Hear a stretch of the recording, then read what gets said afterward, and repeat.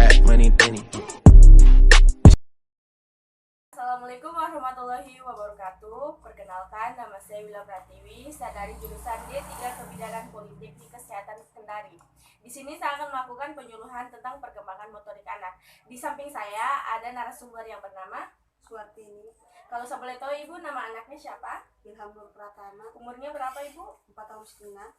Nah, sekarang di sini tujuan saya membuat video ini untuk memenuhi tugas saya, yaitu neonatus pada bayi. Yang kedua, untuk melakukan penyuluhan perkembangan motorik. Saya akan menjelaskan pengertian tentang perkembangan motorik pada anak. Saya akan menjelaskan satu persatu. Tahun pertama adalah masa pesatnya perkembangan motorik anak.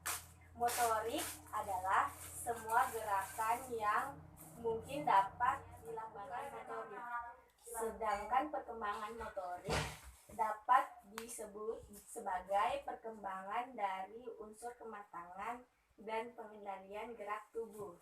Perkembangan motorik ini erat kaitannya dengan perkembangan otak.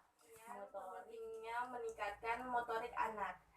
Pertumbuhan fisik anak diharapkan dapat terjadi secara optimal karena secara langsung maupun tidak langsung akan memenuhi perilaku anak sehari-hari. Di sini saya akan menjelaskan kepada Ibu pengertian gerak motorik kasar dan gerak motorik halus. Apa sih itu gerak motorik kasar? Adalah kemampuan yang membutuhkan koordinasi sebagai adalah apabila gerak hanya melibatkan bagian-bagian tubuh tertentu saja dan dilakukan oleh otot-otot kecil seperti keterampilan jari jemari, lengan, persendian. Di sini saya akan menjelaskan faktor-faktor yang mempengaruhi perkembangan motorik anak. Apa sih itu faktor-faktor saja?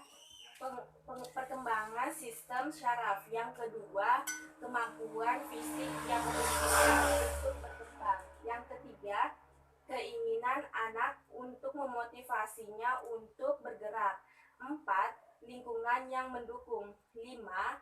Aspek psikologis anak. 6. Umur. 7. Jenis kelamin. 8. Genetik. 9. Kelainan kromosom. Di sini saya akan menjelaskan masalah perkembangan motorik anak. Saya akan menjelaskan satu persatu. Perkembangan motorik anak yang satu, keterampilan motorik anak mengalami kemunduran. Yang kedua, tungkai anak tampak. 3. Otot anak terlukai dan kendur. Keempat, anak belum belajar sampai 18 bulan. 5.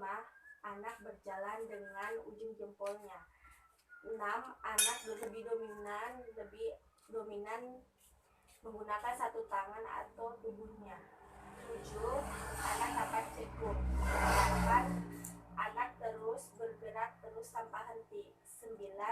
Mengalami kesulitan menanggap manipulasi objek. 10.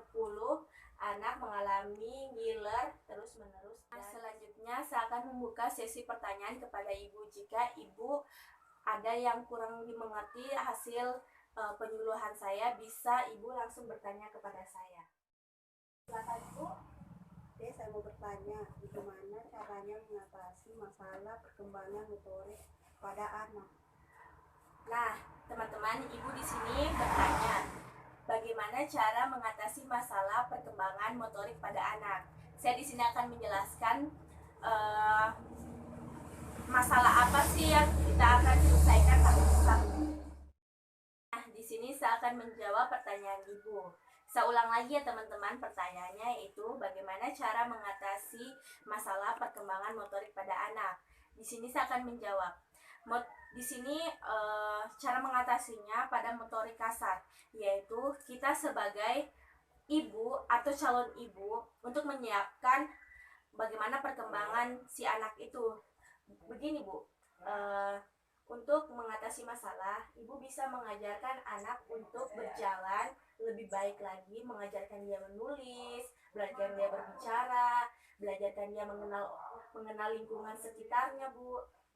Dan di sini peran Ibu adalah yang terpenting untuk melihat situasi lingkungan, seperti lingkungannya apakah dia buruk atau tidak. Jika dia buruk, maka ibu didik dia dengan